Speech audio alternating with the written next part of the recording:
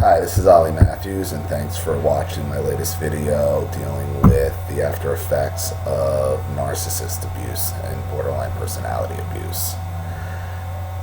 In my last video, got some great responses about cutting off the people that still try to maintain a relationship between you and the narcissist and how it doesn't work, and I thank you for the responses on it, and it's been great and awesome, and it seemed like, it sparked some feelings in some people and some memories, because people looked at, what's going on in their own life and these people that they let hang on, and it was a nice effect, and thank you for all the support. I appreciate it. So today, my best friend's sister, and we have similar stories, me and my best friend. I won't get into her details, but she posted on her Facebook something, and it got me to thinking. When I am present enough to recognize them, my life is a series of beautiful little miracles. And that really is true for all of us.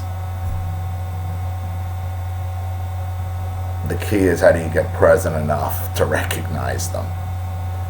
And usually it takes, the separation, that distance border, whether it's no contact, low contact, it's, you need that time. You need that time to, once removed, you can reflect and you can see things for what they are. Then in the last video, I had said that, I don't really view my parents as, I don't have this anger, I don't have anything towards them, because I see them for what they really are, harmless trolls. And it got, you come to the realization that, I'm better than them, as you all are better than your abusers. Just in the fact that you're either here, or you're in therapy, or you're in a group on Facebook posting, you're trying to get answers.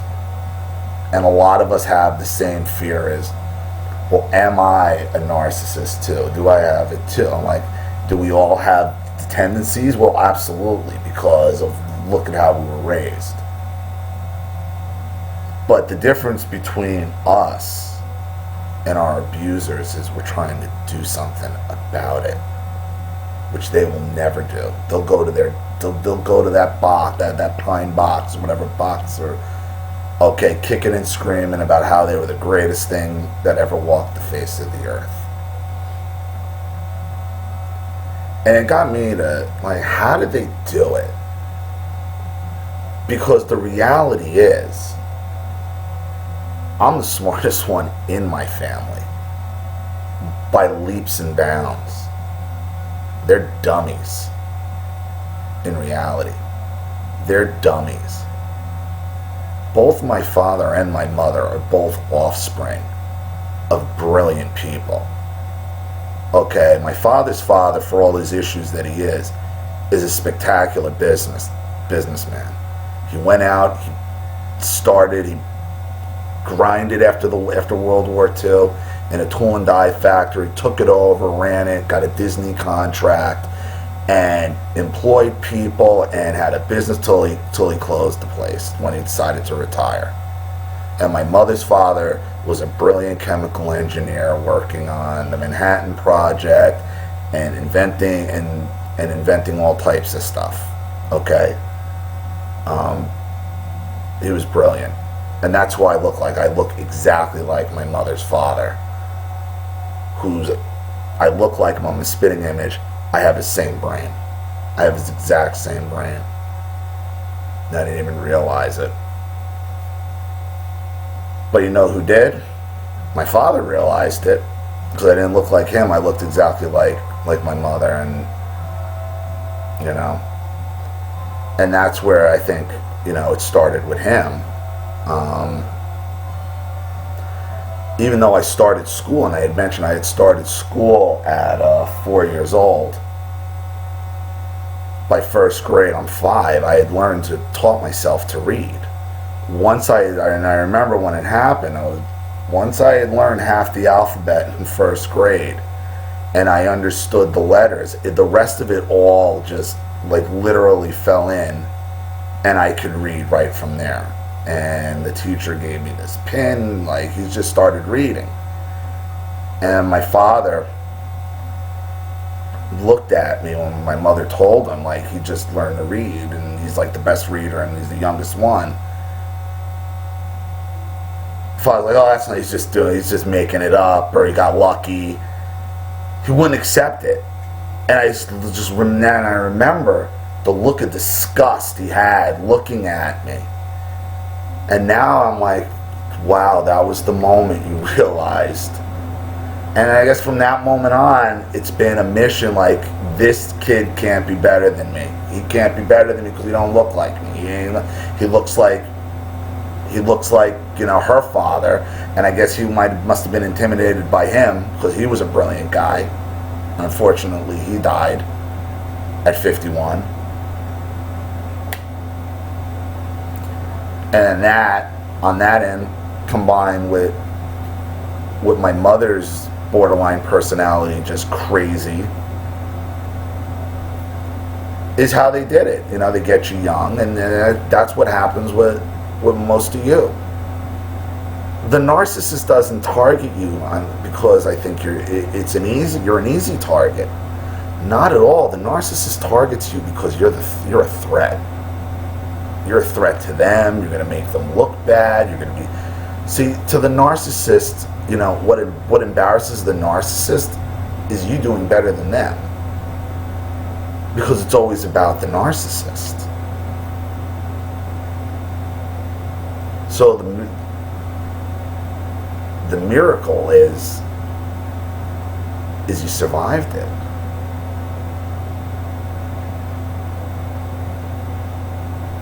There's a lot of miracles. The miracle is you survived it. The miracle is how smart you are. That the narcissist even wanted to target you to begin with. You have the courage to stand up and do something about it, whether it's in a Facebook group or a blog or going through therapy, going no contact, just calling it out for what it is. Anything.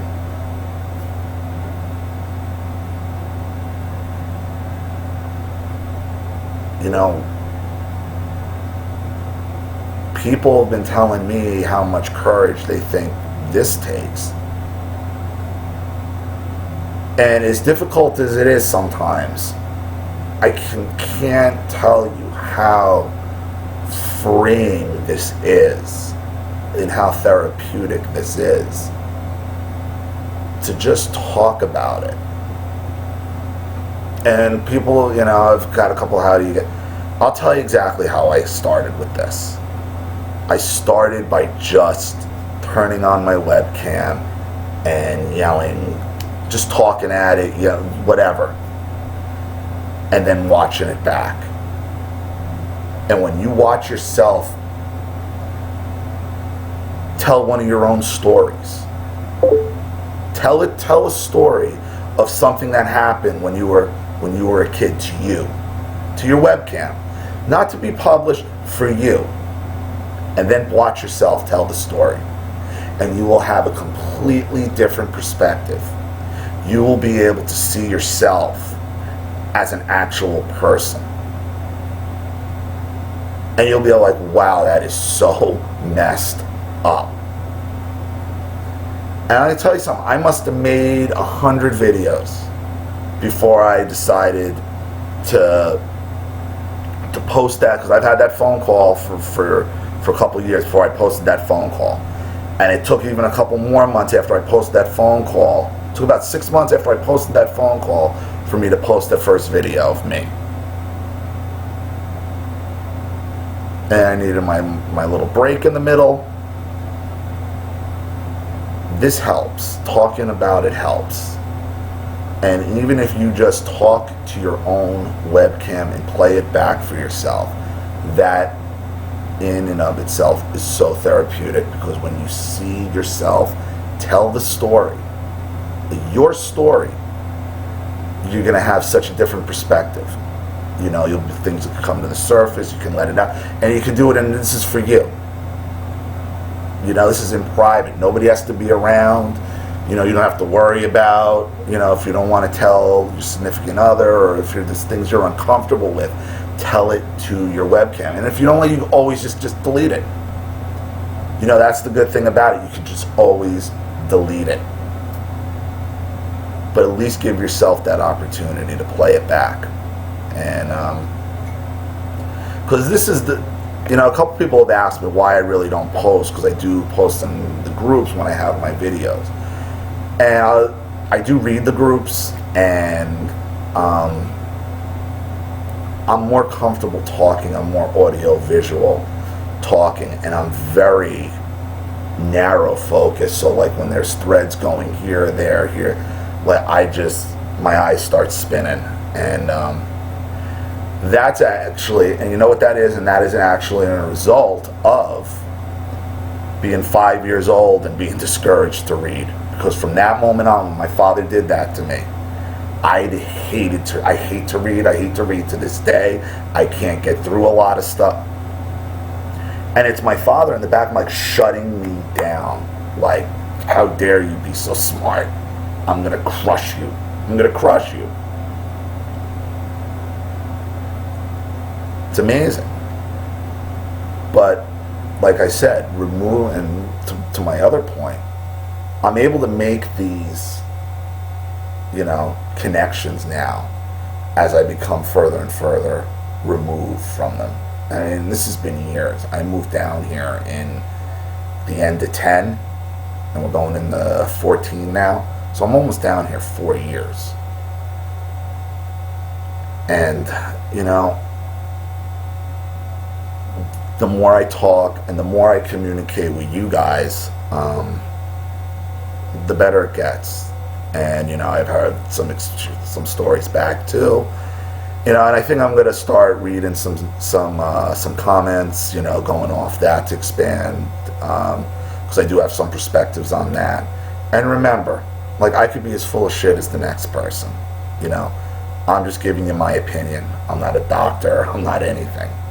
You know, I'm just sharing my story as honestly as I can, because this is just these diseases and whatever you want to call them are so underreported, and they're so rampant, and they cause so much devastation. So that's why I do what I'm doing, and because I have gotten questions on that, well, like, what's your real motivation? And my motivation is just to figure this whole thing out. You know, I turned 41 years old yesterday, and I feel like I'm at the beginning of my life. You know, that's all you can ask for. You know, at this point, it's my decision who I want to bring into my life and who I want to keep out of my life. I have a fresh slate, and that's how you got to look at it. Okay? And if I see, and I always got to keep in mind, you are drawn to bring in narcissists into your life. It's just the way you are. So you need to be extra careful. And as soon as you see one sign, that's it. Like, if you see it, if your gut's telling you, like, that's it. Like, your brain and your gut, and it tells you that, because you're very intuitive. You know, you're subconscious. So if there's something going on, it's for a reason. You know, and that's kind of how I am at this point. You know, I don't care if I have 3 friends in my life, 3 people that I could call actual friends in my life. If you could die with 3 real friends in your life, you're lucky. You're actually very fortunate. So I'm gonna wrap it up here. I'm gonna be releasing another video very shortly. Again, I'm sorry if this one's a little rambly, but you know, just trying to do a little and then housekeeping, tie up some stuff, some questions. So, but remember, you're at this point now. You know, something got you here. Whether it be a miracle, your own smarts, or whatever it is. Okay? You're at this point in your life for a reason. For some inner, whether it's an inner strength, a miracle, call it what it is, but at least give yourself credit for being here and being ready to do something about it. So once again, I'll see you real soon, and take care, everybody. Hope to hear from you. Thanks.